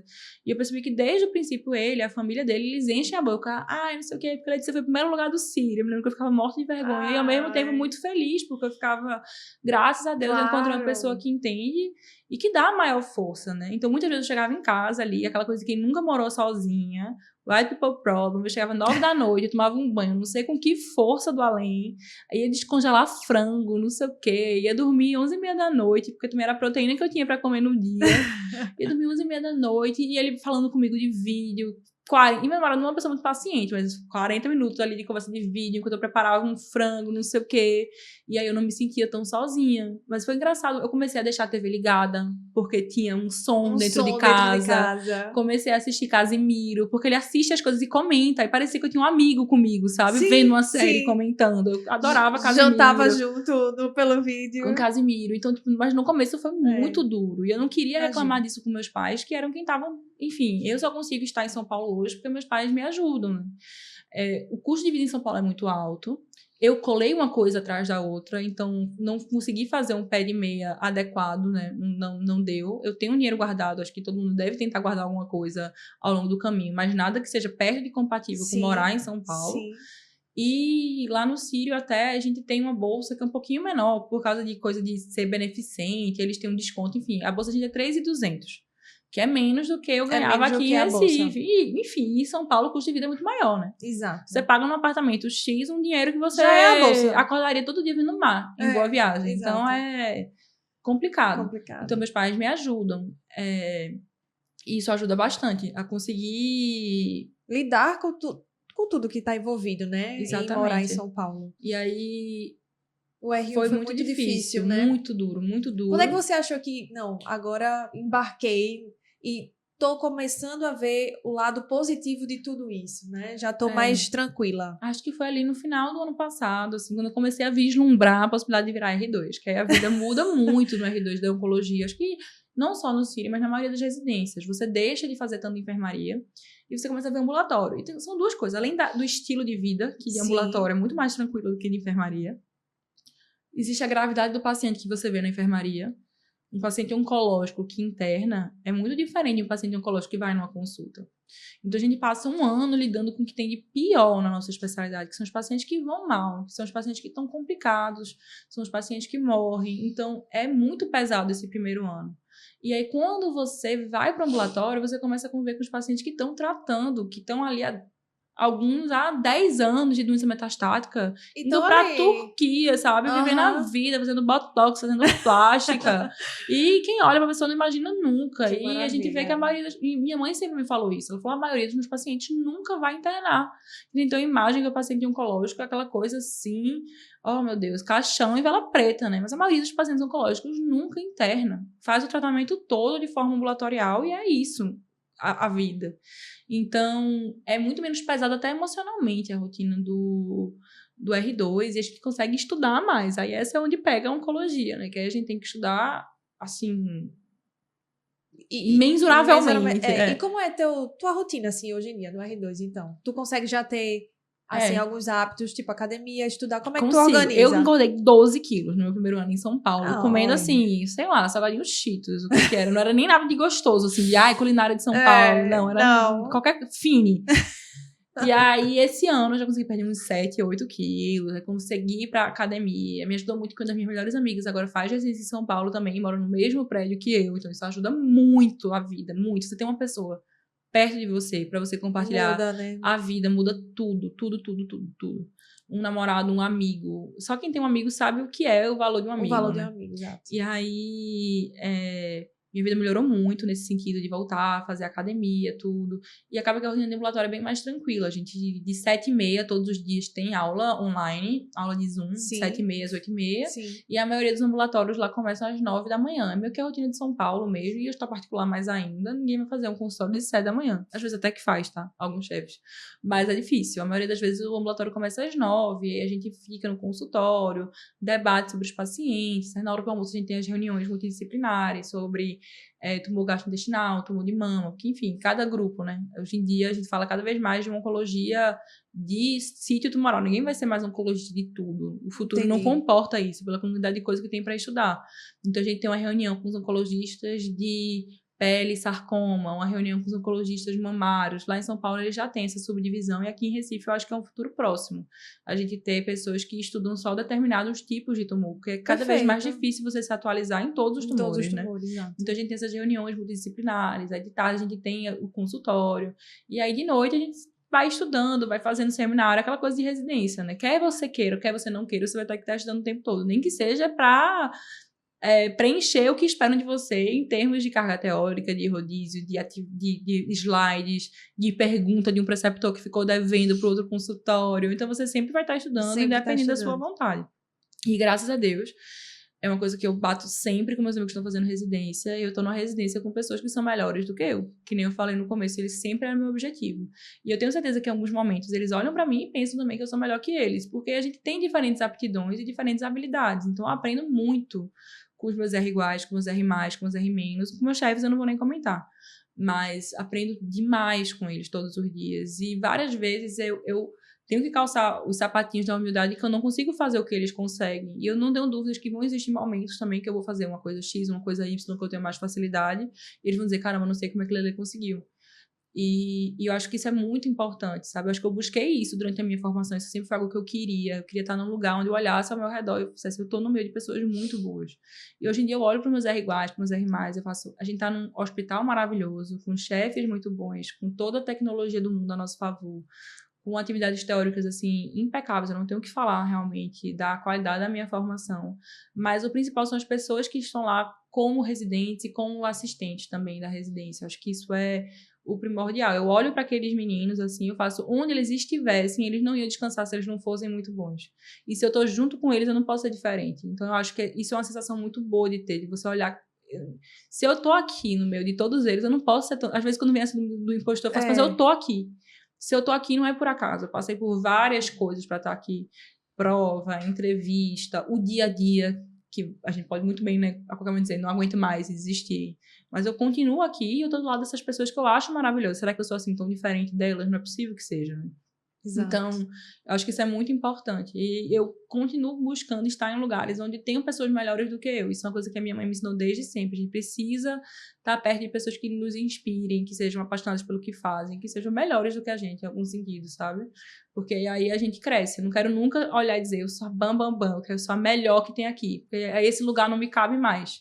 Tenho que ir para algum outro lugar. Não sei, claro, num dia que Se Deus quiser, eu vou ser uma preceptora, eu vou ser uma professora. Mas ainda assim, é que nem a gente aprende no FPS. Não existe aluno, né? Porque o aluno é sem luz. Existe o estudante, uma pessoa que está aprendendo. Mas a gente aprende demais ensinando. A gente vê isso quando a gente está com doutorando, quando a gente está com um residente que está abaixo da gente, o quanto a gente aprende com aquelas perguntas, o quanto a gente aprende ensinando. Uma mínima pergunta, né, que você consegue contribuir. Diferentes visões de vida, Isso. né? Diferentes olhares, diferentes aprendizados. A gente aprende muito quando a gente ensina também. Então, eu acho que a gente sempre tem que estar num lugar e que você deite de noite e fique tranquilo, em paz. Cada dia mais eu quero, na verdade, viver em paz, né? Assim, sentir que eu tô aprendendo a cada dia e eu sempre digo pro meu namorado, um dia eu quero ter uma casa que é minha, chegar na minha casa que é minha, deitar de noite e dizer, hoje eu fiz o melhor que eu podia. E eu acho que esse é o meu maior sonho de vida hoje em dia, assim, eu quero ser presidente da SBOC. Não, eu quero ser uma excelente médica. E pra mim, isso já é um desafio de um tamanho, assim, mensurável, entendeu? Que eu acho que eu vou buscar a vida inteira.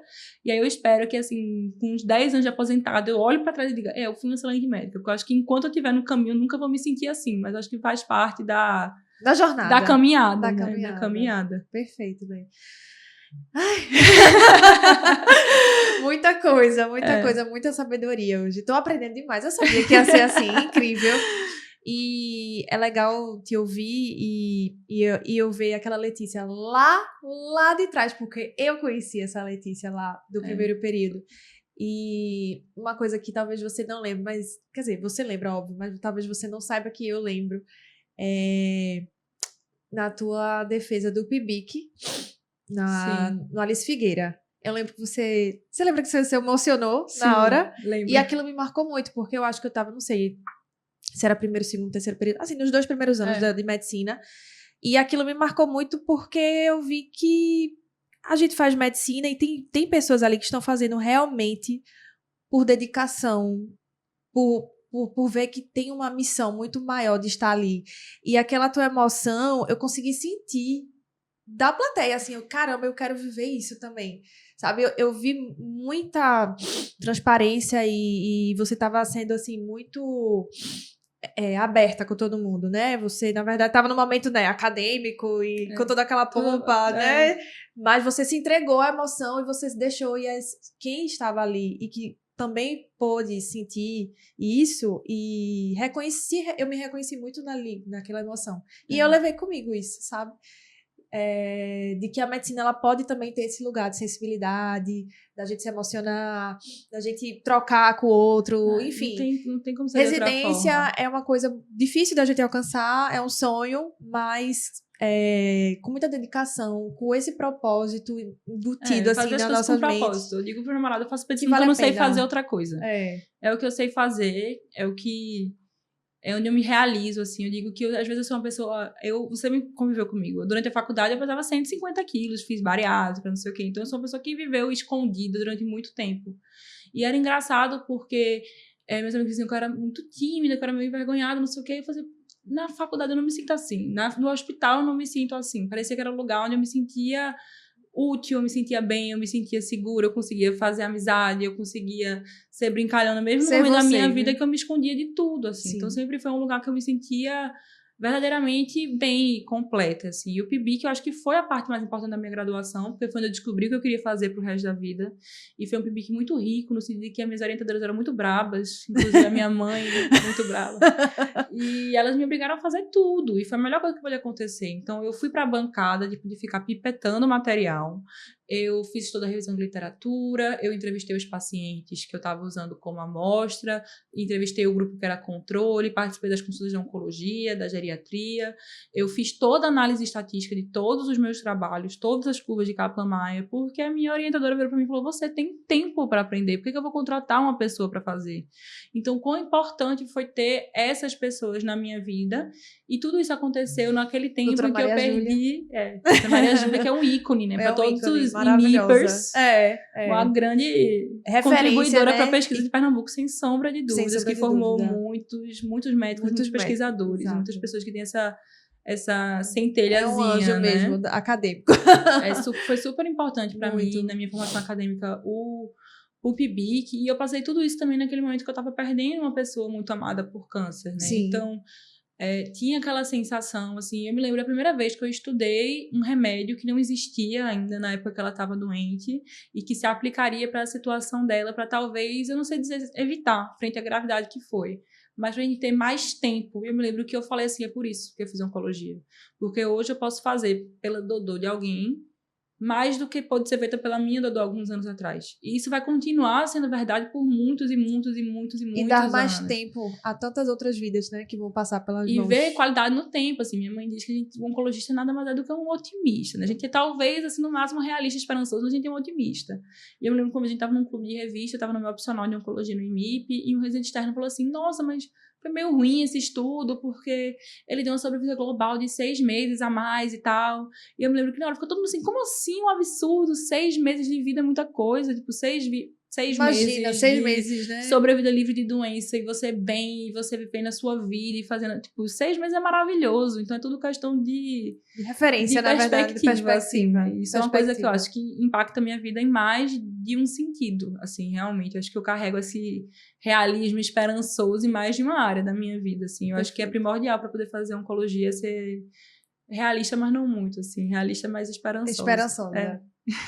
Perfeito, eu amei, eu sabia que ia ser incrível. E, Lei, infelizmente, eu acho que a gente ficaria aqui por muitas horas, na verdade. Eu tô quase entrevistando você. Eu nem precisei fazer muitas perguntas, Letícia já veio, falou tudo e trouxe muita coisa linda, assim. Realmente, eu amei demais. Gostaria muito de fazer 3 horas de podcast aqui, não teria nenhum problema. Dimas talvez iria... né? Cortar, né? Não, Dimas, precisamos ir pra casa. 3 horas ia virar 1. Exatamente. Mas, Lê, conta pra gente, então, aquele conselho final que você gostaria de dar pra quem tá ouvindo a gente, pra quem tá vendo a gente. E aí pode ser qualquer pessoa que você imagine, assim, que você gostaria de dar pra quem tá nessa caminhada da residência médica, seja para a própria clínica médica, seja alguém que esteja flertando aí com a oncologia, ou enfim, quem tá nessa jornada, na verdade, sabe, vivendo isso, o que é que você gostaria de falar pra essa pessoa continuar firme? Essa é uma boa, né? Eu acho que o principal é pensar no que você quer para a sua vida daqui a 5 a 10 anos. A gente é muito imediatista, né? A gente pensa na prova, no resultado de agora, no que eu vou estar fazendo daqui a ano que vem, mas eu acho que todo mundo que quer fazer residência quer construir uma vida melhor para você a longo prazo, né? A gente quer ter escolha, a gente quer ver sentido, às vezes, até no que a gente está fazendo. Então, eu acho que às vezes tentar pensar com a cabeça um pouco mais fria sobre as decisões que você está tomando e pensar onde você está indo com aquelas decisões, assim, para 5, para 10, para 15 anos, e você tem que focar no que você quer para você nesse tempo. O tempo vai passando e às vezes a gente vai deixando o tempo passar e as coisas vão passando por cima da gente, a gente se acostuma, a gente vai eu vejo isso em alguns colegas, assim, e aí você vai se afastando daquele ambiente acadêmico e você deixa aquele sonho de residência para lá e você não pensa ali a 5, a 10, a 15 anos, você pensa no próximo mês. E aí eu acho que às vezes a gente se deixa aí, se deixa nossos sonhos irem também. Então, às vezes, é importante ter essa cabeça um pouquinho mais fria e pensar no que você quer para 5, para 10, para 15 anos e se dispor a ser quem você precisa ser para você chegar na pessoa que você quer ser, que é muito difícil, né? A gente abrir mão de certas coisas. Para mim foi muito difícil abrir mão da minha família, abrir mão do meu namorado, abrir mão da minha rotina, abrir mão da minha vida aqui, que era muito mais fácil, mas eu entendi que para ser a Letícia que eu quero ser, não só como médica, não só como oncologista, eu precisava abrir mão de tudo isso para chegar onde eu quero chegar. E eu não tenho dúvidas que frente a tudo que se passou, que a gente conversou nessa hora, vai chegar, porque não tem como. Um chefe meu sempre me disse assim, nada resiste ao trabalho sério, não existe, eu não consigo ver uma pessoa que trabalhou sério e fez escolhas sérias e isso não teve resultado nenhum. Pode ser que não seja o resultado que você quer, mas você vai colher coisas assim maravilhosas e é uma coisa que sempre martelou na minha cabeça, nada resiste ao trabalho sério. Então se você trabalhar sério, vai chegar, talvez não no seu tempo, mas no tempo certo pra você. Eu falo isso sempre, assim, né? E aí, nas missões finais, só que eu prometi do podcast, que eu vou mandar um beijo pros meus amigos. Sim, manda um beijo pra eles. Pros meus amigos que estão fazendo prova de residência, Rafael e Mariana, pra minha amiga Bia, que já passou, pra minha amiga Sara, minha amiga Duda, minha amiga Julinha, Marina, eu já falei muito dela Marina, aqui. maravilhosa. Mas amo com também. certeza, uma das minhas maiores influências enquanto médica é Marina. Médica, pessoa, mulher, esposa, Marina, com certeza. E minhas amigas de faculdade, meus amigos da residência, meus irmãos da residência de clínica médica, pessoas Sua que eu nova amo família. profundamente. Minha nova família na residência de oncologia, o pessoal do Círios, assistentes, os chefes. Todo mundo, meus pais, né? Meus irmãos, enfim, todo mundo. Os sogros, que É são como importante. pais pra mim, que são como o meu sogro vai me buscar aqui já, Olha inclusive. aí, sim. Mas que são pessoas que não me deixam esquecer que nada resiste ao trabalho sério. E minha mãe também. Eu me lembro que minha mãe tinha uma agenda, um plano, assim, era tipo, o nome dela, Jurema Teres. E aí embaixo o trabalho dignifica o homem. Era tipo assim, podia ter escolhido qualquer coisa, qualquer palavra, mas nada define ela mais do que isso. E ela sempre colheu o que ela plantou, né, a vida inteira. Então, acho que se você trabalhar com seriedade, com foco, e deixar pra lá, eu me lembro que durante a faculdade alguns colegas até brincavam, que eu era meio, tipo assim, nerd demais, tal, não sei o quê, mas eu sabia onde eu estava indo, então Exato. não me interessa o que eles acham, se faz sentido para eles ou não. Sempre fez para mim, e eu tenho muito orgulho da minha trajetória até aqui. Eu acho que ela fala por si só. Acho que foi isso que eu sempre busquei.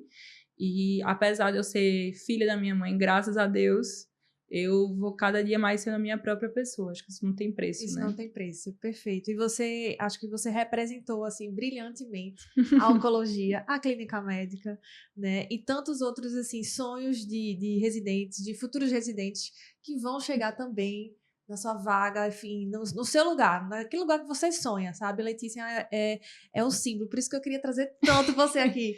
Por isso, para trazer esperança para esse caminho, que a gente precisa ser otimista, esperançoso. E não se comparem. E não Façam de vocês. De Exato. novo, eu e Tati, se a gente for destrinchar aqui, cada uma chegou no seu objetivo, no seu sonho, na sua primeira opção de caminhos totalmente diferentes. Eu não passaria fazendo o que ela fez e ela não passaria fazendo o que eu fiz. Exato. Cada um tem o seu caminho. Então, tentem cada vez menos imitar o que o outro fez e tentar encontrar o que faz sentido pra você. A gente sabe quando tá crescendo, a gente sabe quando tá estagnado, né? Então, faça o que faz você crescer.